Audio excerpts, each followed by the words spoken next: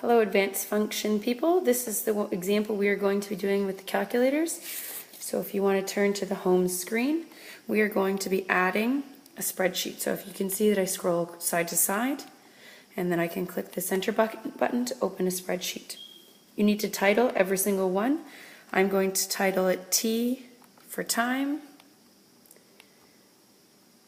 and D for distance, and then I'm going to enter the data. So as you can see, I've entered the data, and now I'm going to go and put this on the graph.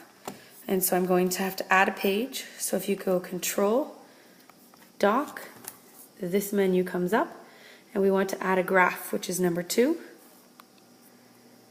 And this comes up. The only issue is that this is a graph as opposed to a scatter plot. So then you want to go Menu, and then you want to go 3, and then you want to go 5.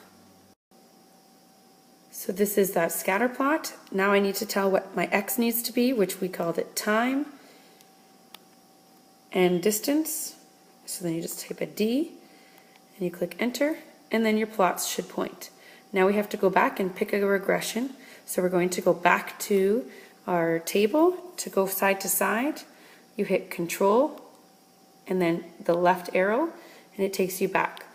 If you come over here to an open box, you're going to go Menu, and we're going to have to do an action, which is in statistics. So you hit 4, and then we're going to do a stat calculation, which is 1, and then here you pick whatever regression you would like, and we're going to do a quadratic regression, which is number 6. Then we have to call the variables that we did, and we called that time and distance.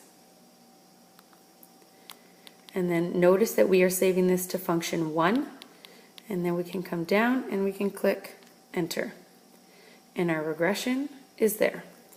Then we are going to go back to our graph, so we hit Control, right arrow. We have to change this back to a function graph, so then we go to 3, and then we change it back to a 1. Notice that it says F2. We want it to be F1. So if you arrow up, it will change it to F1, which was the function that it remembered that we already entered. If you'd enter, it will put the regression there for you. Now from here, we are going to add another page. So we hit Control, Doc, and that adds a page.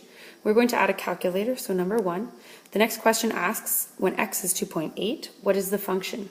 So you can type into your calculator F1, which is where we saved our function, and we could substitute in the value 2.8, and it will tell us the value because it's remembering F1.